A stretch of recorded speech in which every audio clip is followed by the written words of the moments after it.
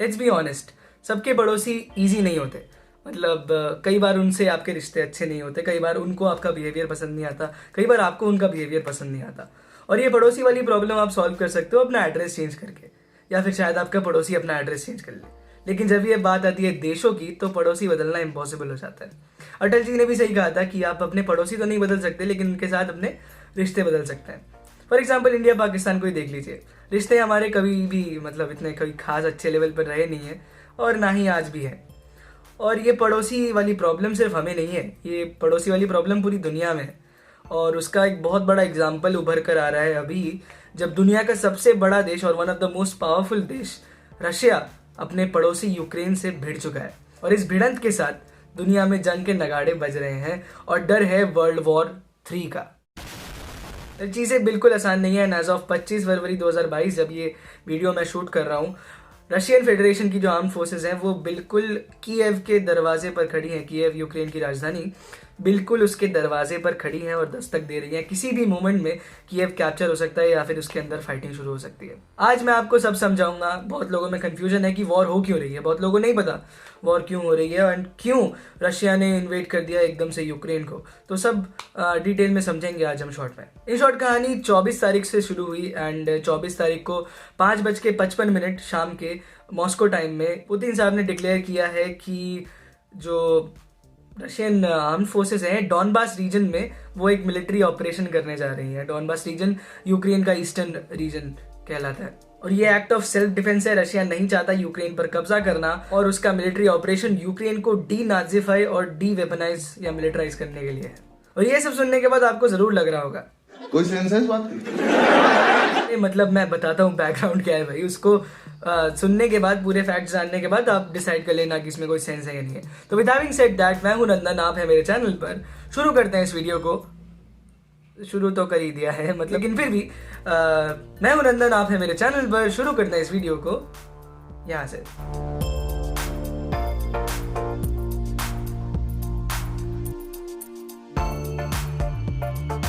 शुरू से अगर चीजों को बताऊं, ज्यादा पीछे नहीं लेके जाऊंगा। 1991 में चलते हैं। मतलब आई गेस आपको पता ही होगा 1991 में क्या हुआ था। मतलब सोवियत यूनियन जो है वो डिसइंटीग्रेट हो गई थी and Soviet Union as the name suggest ये 15 रिपब्लिक्स थी। 15 छोटे छोटे देश थे। छोटे तो नहीं, रशिया बहुत बड़ा, मतलब देश थे जिनको मिलाकर सोवियत यूनियन एक बहुत बड़ा देश था। एक मतलब यूनियन ऑफ रिपब्लिक्स था, समझ रहे ना। तो सोवियत यूनियन का पार्ट थे रशिया और यूक्रेन दोनों। मतलब Russia was the most powerful Republic in the Soviet union, तो उसी की चलती थी, फॉलोड बाय यूक्रेन। और 25 दिसंबर 1991 को सोवियत यूनियन जो था वो फॉर्मली डिसइंटीग्रेट हो गया, फॉर्मली खत्म हो गया। और एक मजेदार बात बताऊं, इसको खत्म करने वाले थे रशिया, यूक्रेन और बेलारूस। और इस सेंस में अगर देखें तो इन तीनों को तो बेस्ट चीज होना चाहिए, बेस्ट फ्रेंड्स। लेकिन सरकारें बदल जाती हैं और सरकारें बदलती हैं तो पर्सपेक्टिव्स और पॉइंट ऑफ व्यूज भी बदलते हैं। अब 2 जगहों के नाम बता रहा हूँ, इनको प्लीज ध्यान में रखना। एक है क्राइमिया और दूसरा है डॉनबास रीजन। अब ये जगह देख लो, जैसे मैंने बताया कि इसको ध्यान में रखना है। ये जगह है क्राइमिया, और क्राइमिया जो है ये कहाँ पड़ता है देख लो, रशिया और यूक्रेन के बीच में पड़ता है। और इस रीजन को 1954 में सोवियत यूनियन ने रशिया से उठाकर यूक्रेन में डाल दिया था। उनका कहना था कि रशिया और यूक्रेन के लोगों के बीच में फ्रेंडशिप बढ़े। मतलब वही बात है कि क्या फर्क पड़ता है, इधर से काट के उधर लगा दे, उधर से काट के इधर लगा दे। यूएसएसआर में था तो सब सही था, लेकिन प्रॉब्लम्स बढ़ी। फ्रेंडशिप तो छोड़ो, प्रॉब्लम्स बढ़ गई, क्योंकि 2014 में रशिया ने क्राइमिया को यूक्रेन से एनेक्स कर लिया। मतलब अपनी आर्म फोर्सेस उसके अंदर घुसाकर उसको अपना पार्ट बना लिया। वैसे एक इंटरेस्टिंग बात बताऊं, जब सोवियत यूनियन डिसइंटीग्रेट हुआ और यूक्रेन को आज़ादी मिली तो यूक्रेन के पास ना बहुत सारे न्यूक्लियर वेपन्स थे। कहने को उस समय 176 आईसीबीएम्स थे, intercontinental ballistic missiles. 1240 nuclear warheads थे। 44 ऐसे प्लेन्स थे जिनके अंदर न्यूक्लियर मिसाइल्स थी और 700 न्यूक्लियर टिप्ड मिसाइल्स और थी। और करीब 2000 टैक्टिकल न्यूक्लियर वेपन्स थे यूक्रेन के पास। और यूक्रेन शुरू में ये वेपन्स वापस देना नहीं चाह रहा था, वो चाह नहीं रहा था कि डीमिलिटराइज कर दे अपने आप को। लेकिन एक्चुअली उस समय इकोनॉमी बहुत बहुत बुरी हिट हुई थी जब सोवियत यूनियन के टूटने के बाद ये जो रिपब्लिक्स हैं अलग अलग हुई। और इंटरनेशनल प्रेशर के चलते और अपनी इकोनॉमी को देखते हुए यूक्रेन ने 1994 में ये सारे न्यूक्लियर वेपन्स जो है रशिया को वापस कर दिए थे। बदले में हुआ था एक समझौता जिसका नाम था बुडापेस्ट मेमोरेंडम। 1994 में हुआ था। वहाँ पर बेलारूस, यूके, यूएस, रशिया थे। एंड उसमें रशिया ने कहा था कि देखो भाई, हम तुम्हारी सॉवरेनिटी जो है, तुम्हारी आज़ादी को रिस्पेक्ट करेंगे, तुम्हारे बॉर्डर्स को रिस्पेक्ट करेंगे, इंटरनेशनल बॉर्डर्स को, और तुम्हारे अगेंस्ट ना तो थ्रेट यूज़ करेंगे ना तो फोर्स यूज़ करेंगे। और प्रेजेंट सिचुएशन को देखकर लग रहा था कि ये तो स्कैम हो गया, बिकॉज सारे काम कर दिए, खत्म। अच्छा सॉरी है वैसे, सॉरी इंटरप्ट नहीं करना चाहिए, कहानी सुनाते वक्त ना इंटरप्ट करने का मन नहीं करता, लेकिन फिर भी अगर आप पहली बार मुझे यूट्यूब पर देख रहे हो तो आपसे हाथ जोड़कर रिक्वेस्ट की प्लीज़ यार चैनल को सब्सक्राइब करो। छोटे यूट्यूबरों को ना सपोर्ट करना चाहिए ताकि वो अच्छा कंटेंट बनाते रहे, तो निराश नहीं होगे, पक्की बात है। कट टू 2004, ये साहब है विक्टर यानुकोविच, और ये यूक्रेन के देन प्राइम मिनिस्टर थे और बाद में जाके प्रेसिडेंट भी बने। 2004 में इलेक्शन जीत के यूक्रेन के प्राइम मिनिस्टर बने, माफ कीजिएगा। और ये इलेक्शंस जो थे बिल्कुल रिग्ड थे according to the Supreme Court of Ukraine. उसके बाद इनको ऑफिस से हटा दिया गया और 2014 आते आते ये यूक्रेन के जो है प्रेसिडेंट बन गए। काफी रशिया लीनिंग आदमी थे, पुतिन साहब और इनकी बहुत बनती थी, और इन्होंने कर दिया एक, क्या बोले, जिसको ब्लंडर कह सकते हैं हम। यानुकोविच साहब को ईयू की तरफ से, ईयू मतलब यूरोपियन यूनियन की तरफ से एक बहुत बड़ी ट्रेड डील मिली थी, जिसको अगर वो साइन कर देते तो यूरोपियन यूनियन और यूक्रेन के बीच में जो टाइज है वो और स्ट्रांग हो जाते। अब देखो ईयू जो है, तुम्हें पता ही होगा क्या है, मतलब एक यूनियन टाइप है बहुत सारी यूरोपियन कंट्रीज का। एंड ईयू और नाटो इसके बारे में बताऊंगा, लेकिन ईयू जो है मतलब वो पूरे यूरोप साथ में मिलके कुछ पॉलिसीज बनाता है, ट्रेड वगैरह करता है, तो ईयू वैसे मतलब है। लेकिन 1991 के बाद जब यूक्रेन आज़ाद हुआ तो ईयू का पार्ट नहीं बना, ना ही वो नेटो का पार्ट बना, जो एक्चुअली बाद में जाके अभी आके उसको प्रॉब्लम दे रहा है। तो उन्होंने क्या किया, ये जो ईयू का ट्रेड डील था इसको रिजेक्ट कर दिया।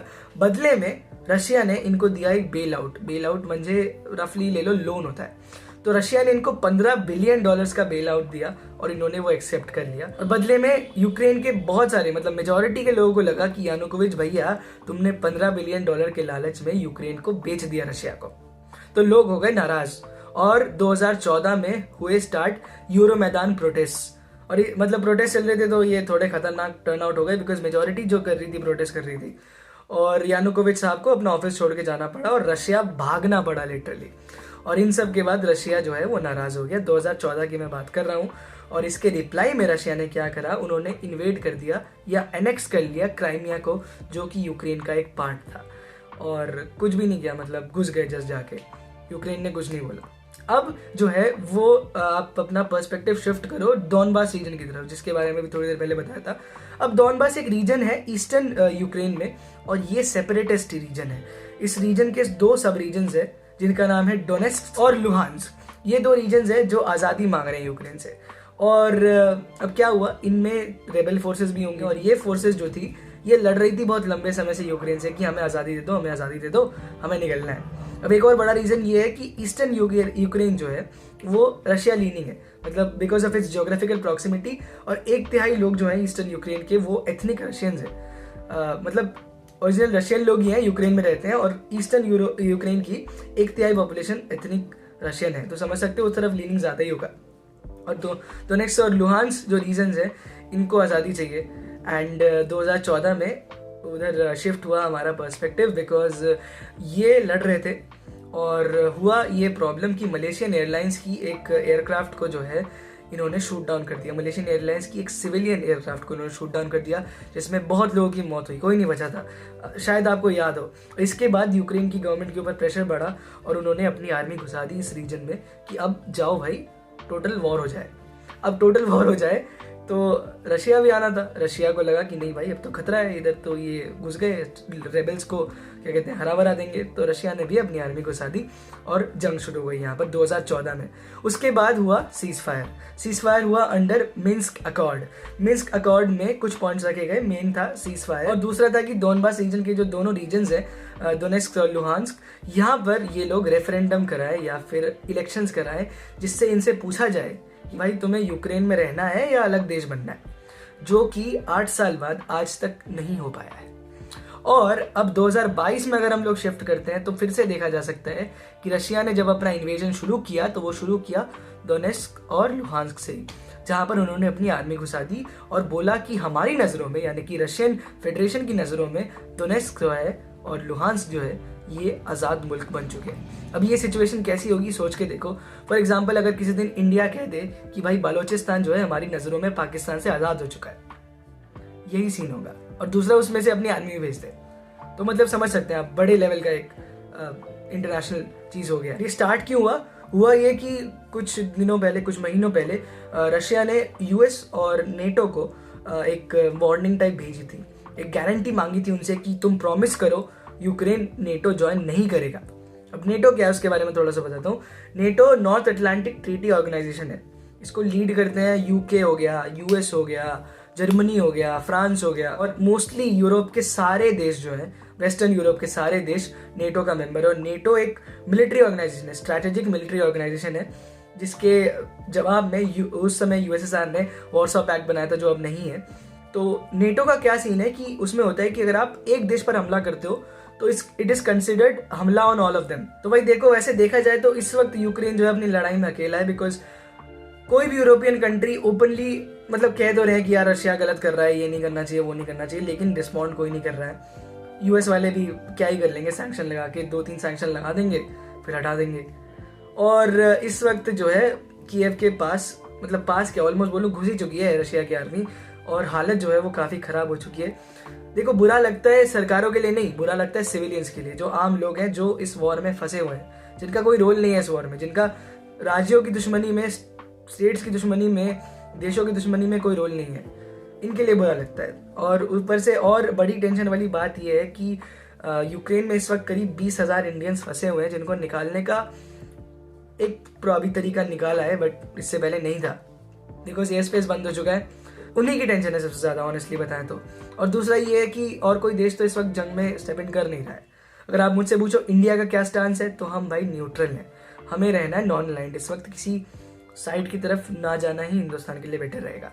और लेट्स होप कि ये जो जंग है जल्दी ख़त्म हो, डायलॉग से ख़त्म हो, इंडिया यही चाहता है, और वर्ल्ड वॉर में ना कल्मिनेट करे, बिकॉज लास्ट टाइम जब हुआ था बहुत बुरा हो गया था, और तभी तो वर्ल्ड न्यूक्लियर वेपन बिल्कुल लास्ट में जाके मिला।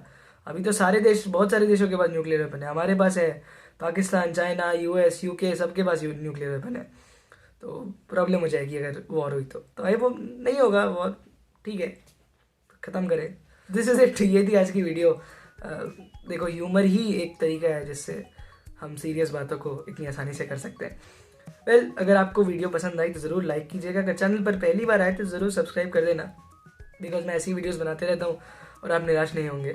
तो दिस वॉज मी नंदन, आप थे मेरे चैनल पर। Thanks for coming, thanks for watching. चलता हूँ, नमस्कार, जय हिंद, बाय।